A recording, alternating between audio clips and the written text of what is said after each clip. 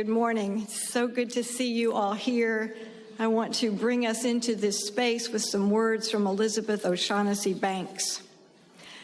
It's entitled The Interdependent Web. Whenever life looks easy, which certainly isn't now, is it? Know that it is more complex than it seems. The simplest, most profound pieces of art have exquisite planning. The melody line rises to the surface because it has been played out in the composer's mind and the notes arranged and rearranged until all the intricate connections are designed for clarity. We see the web, the end result, strung on the front porch in the morning sun. We did not see the tireless spinning and weaving through the night, the near miss of the bat's flight, or the casual brush with the cat's evening prowl along the rail. And what we think we see is much less than what lives in the depths. There is always more than meets the eye. And so we ask for patience when we would wish for everything to be clear. We ask for insight when we can see no further than our own needs. We give forgiveness when others look into our lives and see no deeper than the surface of themselves reflected there. And we are humbled when we find we do little better and seek ourselves in others as well. In the quiet, we reach inward to that still place. Welcome to this place of reflection and stillness and peace. Today we're going to weave in with the opening words, the welcome of our congregation. We come together with diversity. We come together with our hopes and our dreams. And we come together in covenant with one another, that we engaged in a community which is like ourselves and yet unlike ourselves. If you're new today, we welcome you. If you're returning today, we welcome you. If you've been here many, many times, we welcome you. And we welcome those in our hearts that are not with us today. A few months ago, the Reverend Cammie came to me to talk about this initiative in Pensacola. She's moved here to be close to her grandchildren after retiring, imagine that, and become a community organizer. And the new name for this venture is JUST Pensacola, and JUST stands for Justice United Seeking Transformation. I was excited about it, and I shared it with some people, and they got excited about it. And so today, we're going to commission some people who have gone to meetings, gone to trainings, and are planning to involve this entire congregation in some work for justice in Pensacola, united with other congregations, other communities of faith very different from ours. And the goal of this is to bring people together around the real serious concerns for humanity. Did you want to say anything about this, Paula? Okay.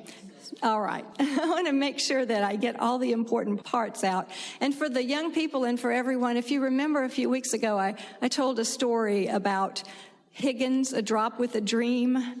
And Higgins had a dream about making the landscape beautiful, but it needed water. And so Higgins, they're nodding their heads. Higgins jumped into the bucket all by himself and just a drop of water. And then more drops came and jumped in. And pretty soon the bucket spilled over and like righteousness ran down like a mighty stream. Okay, so that's what we're working on here. So this morning, I'm going to use some language that Reverend Cammie sent to me, altered somewhat, which I'm sure you'll notice, to fit a little bit better with our congregation. But I want to formally charge our people, and we will formally charge them together, as is recommended by the organization with which they are working. So first I'll say, that we are endowed with the grace to fearlessly contend against evil and to make no peace with oppression, to reverently use our freedom and employ it in the maintenance of justice in our communities. Our purpose is to commission the people of this congregation to a special ministry to which they have been called. So I would like to ask all of the people that have committed themselves to this justice ministry to come forward. And I'm going to name 4 people who were the initial volunteers and ask them to come over here. Lauren Ansaldo, Patty Gunderson, Paula Montgomery, and Penny Featherstone. And then we have, and you can raise your hands when I call your name so people will know who you are. Charlie Steed, Kay Kimmons, Deborah DuBose, Mary Lee Donnelly, Trista Bluen, Billy Cutchin, Nancy Hagman, Marcy Moreland, Emma Mulvaney, Arnie Ondis, Jean, say that for me. Siebenoller. I didn't want to try that one. Kate Wolverton and Laura Keith King. All right. So these people have either volunteered or been trained, and soon they will be leading house meetings with you. You will be invited, and you'll hear more information about that. But today, let's do this. These persons are prepared by a commitment to their higher purpose, by regular attendance at worship, and by the knowledge of their duties to exercise the ministry of leading a listening process and hosting house meetings so that we can more faithfully fulfill the mandate to do justice, love mercy, and walk humbly with God, however you name God. From Micah 6:8. That is a basis of a lot of the work in this community, is this walking humbly and doing justice and loving mercy. You, my fine congregants, have been called to be leaders in the justice ministry of this congregation. Will you, as long as you are engaged in this work, perform it with diligence? Will you faithfully and reverently execute the duties of your ministry to the honor of our highest values and the benefit of the members of this congregation? Yes. Let us pray. Spirit of life and love, you heard the groans of your people in Egypt long ago. You hear our fears and our prayers today. We give thanks for the presence of a loving embrace and for the people who will lead and attend the house meetings throughout Escambia County in the coming days. We give thanks as well for the work of justice to which we have felt called. Give us courage to stand with each other, holding a vision of love and justice for our community. Amen. In the name of all that is of ultimate value to this congregation, we commission you as Justice Ministry team members and pledge to you our support in honor of our commitment to the prophetic role of all people in the struggle for justice, compassion, and equity. And I have pins to give you.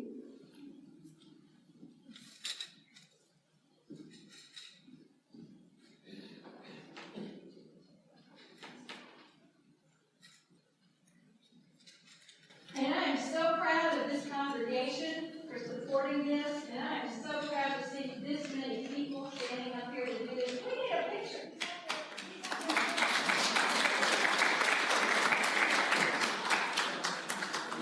Hold on a minute.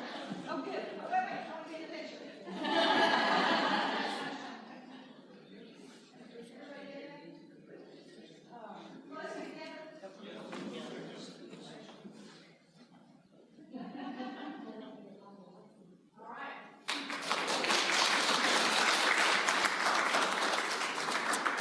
Your faces will be all over Facebook from now on. You will not be able to shirk your responsibilities.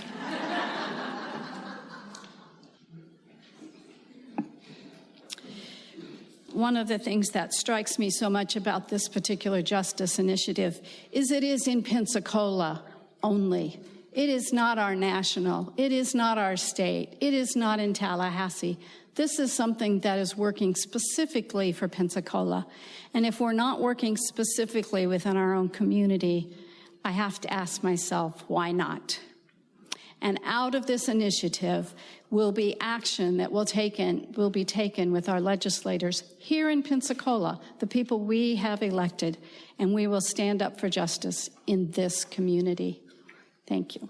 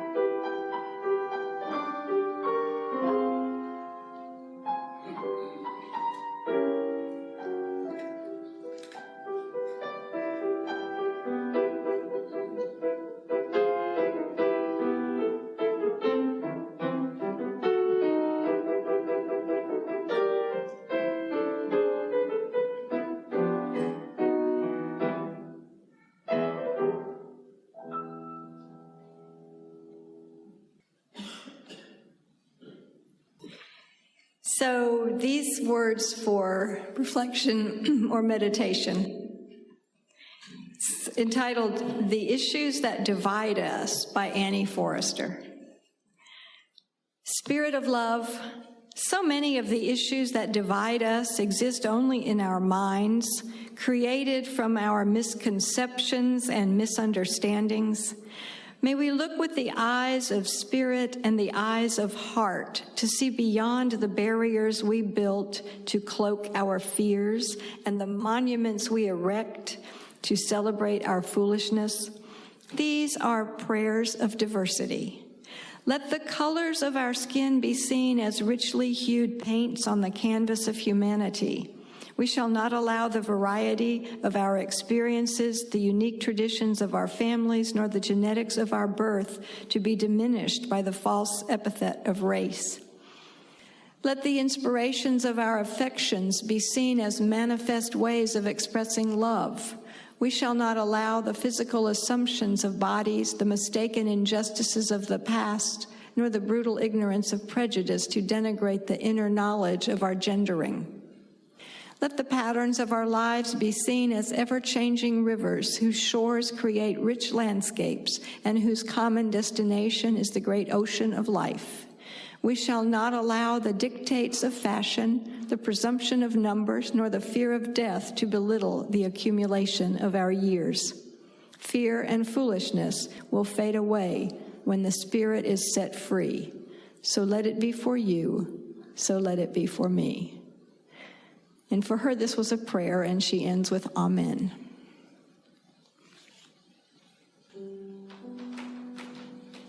I invite you to turn to number 381 in our hymnal.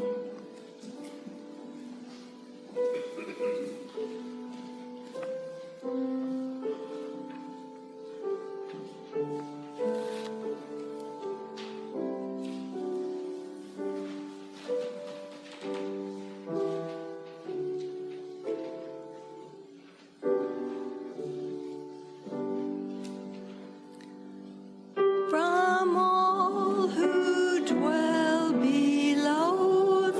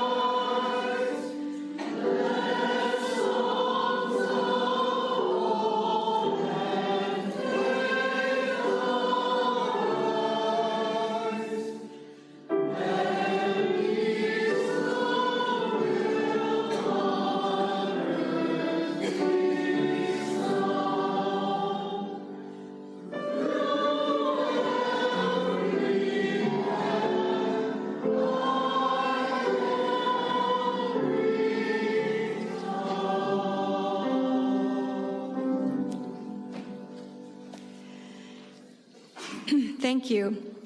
You know, there are a number of different words to that hymn tune, that doxology, Old 100th, and I grew up singing a version similar to that, and it just became my theology. From all who dwell below the skies, let love and hope and faith arise. Let beauty, truth, and good be sung through every land by every tongue. That was the way I learned it growing up, and it just has remained a part of who I am. I don't know if we realize the power of the songs we sing and the words that we repeat over and over.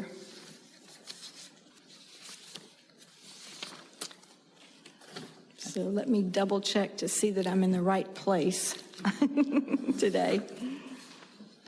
I realize that when you do something somewhere for 16, 17 years, it's really hard not to just go into automatic mode. So, speaking of growing up and long ago, I this summer plan to attend a milestone high school reunion. I won't tell you which mile it is, but you could probably guess. High school is where I, like Harry Potter, really learned about sorting people or labeling people. Unlike Hogwarts, my high school, and most likely yours, did not have a magic sorting hat that determined which group you belonged to. But I imagine most of us can identify with that message. I discovered it could save you a lot of grief to know which groups might accept you and which ones would do damage to your self-esteem. This is speaking from a high school person. So labels could be useful. The major dividing line was between the popular people and everyone else. Within the popular people group were subgroups: jocks, cheerleaders, the girls who had been homecoming queen.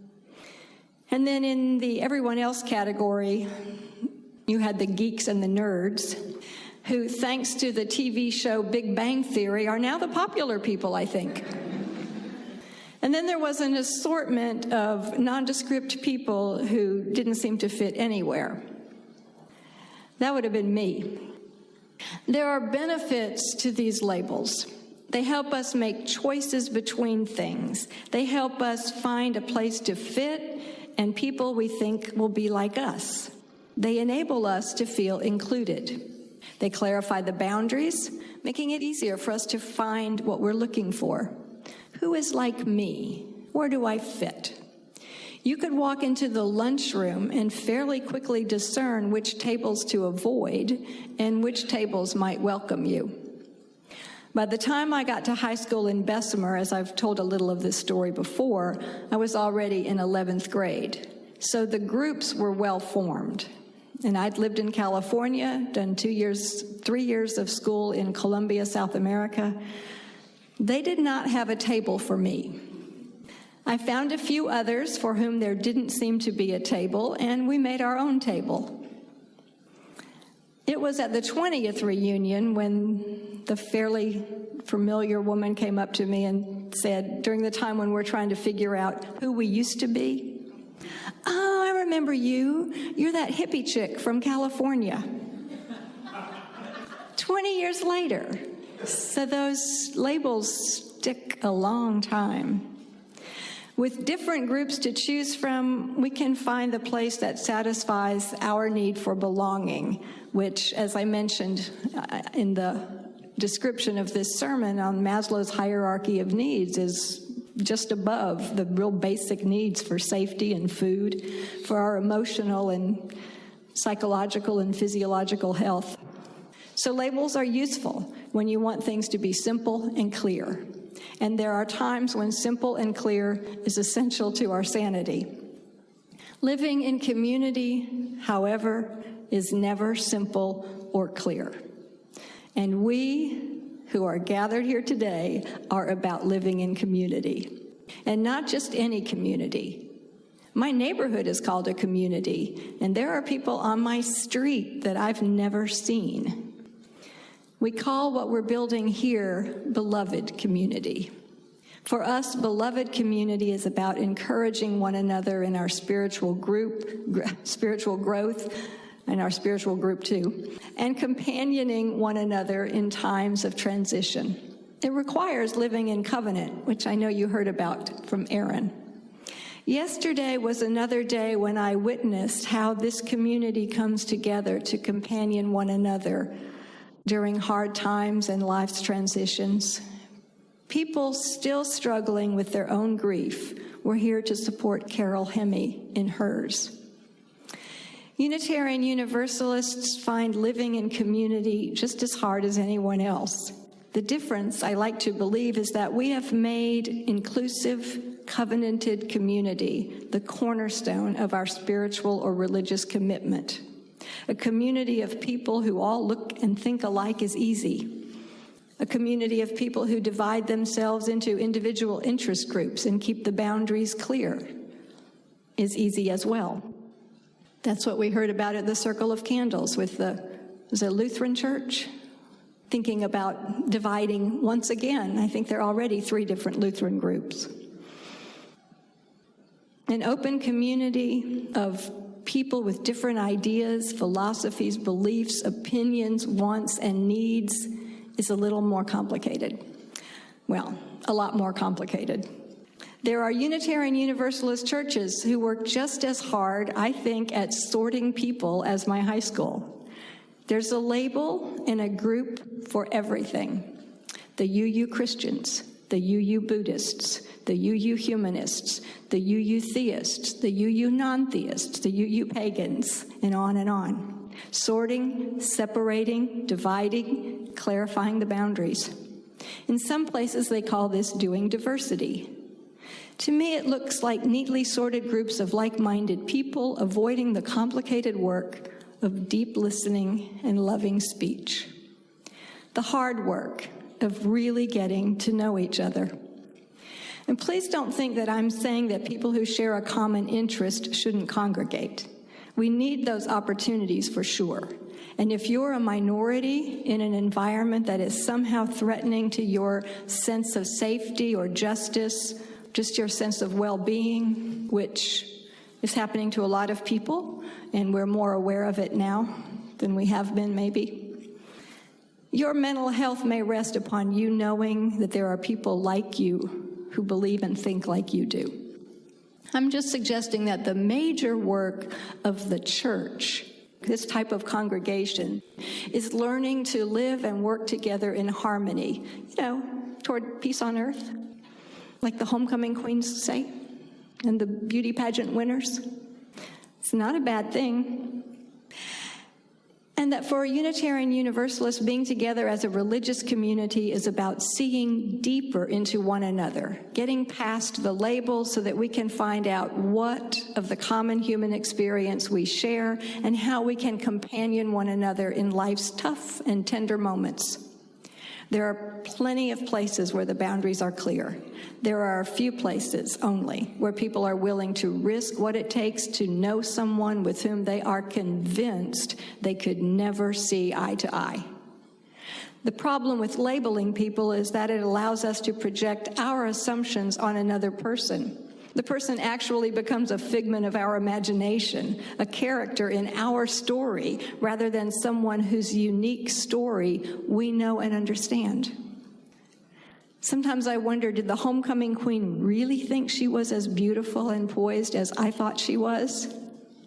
Did she stand up there waving at us thinking, ha, look at all those homely girls out there, and look at me, so polished and so sure of myself?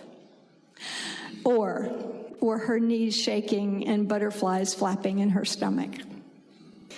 Sorting people by labels gives permission to generalize and to make judgments. We are seeing a whole lot of that right now.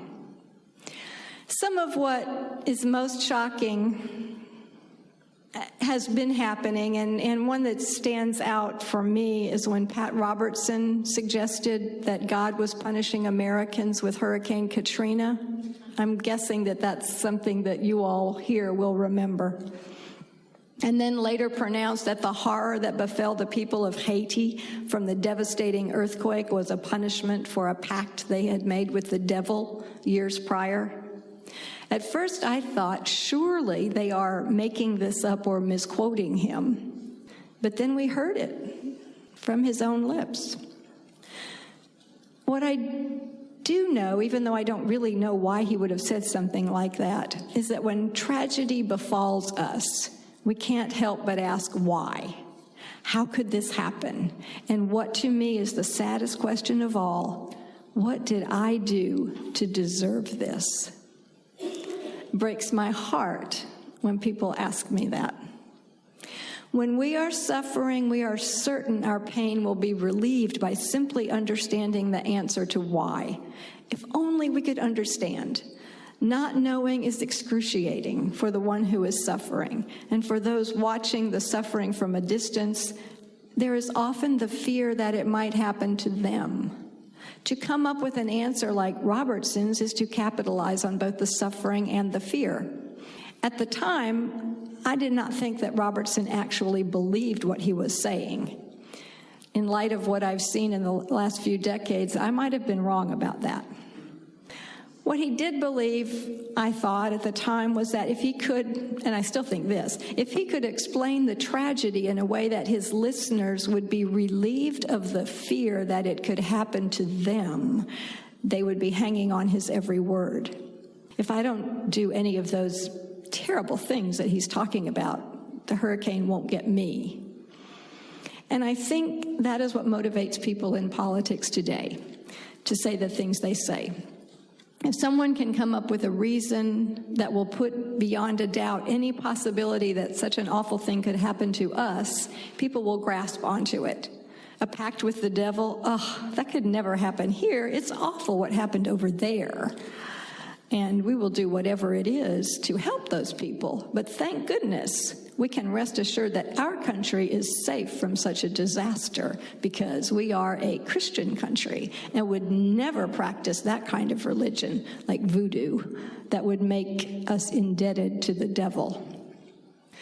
Because the people of Haiti practice a religion that is different, that he doesn't or didn't understand, that he perhaps fears, was reason enough for Pat Robertson to pronounce some kind of horrible curse on them. And the same thing is happening today. Fear is feeding the desire to build walls and close borders. When suffering brings us to our knees, our belief system helps make sense of tragedy. Intense suffering takes us to the religious questions. It is here that our various and particular theological understandings, our separate faiths, can sustain us, hold us. Belief systems that failed in the hour of need have brought many people to Unitarian Universalist churches. A coherent belief system is necessary if it is to hold up to what we need most at certain times. And we do not all need the same one. We don't need to believe the same things.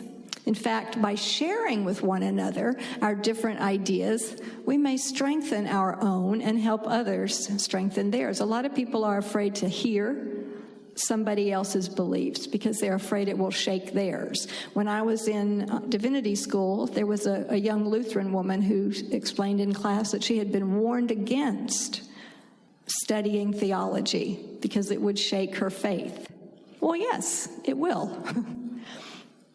But in the kind of open-ended, non-judgmental, respectful dialogue, we can hear ourselves and we can find our own answers. Sometimes it's about hearing ourselves more than hearing the other person. So people need to listen to one another.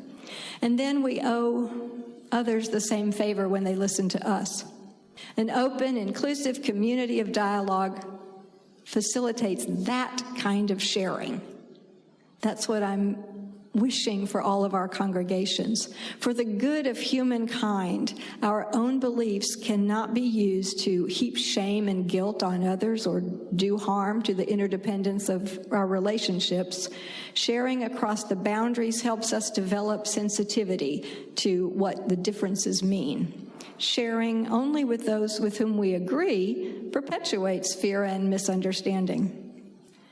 When I talk about making sense of suffering, I'm not suggesting that we must find answers to the question why, because of course we won't.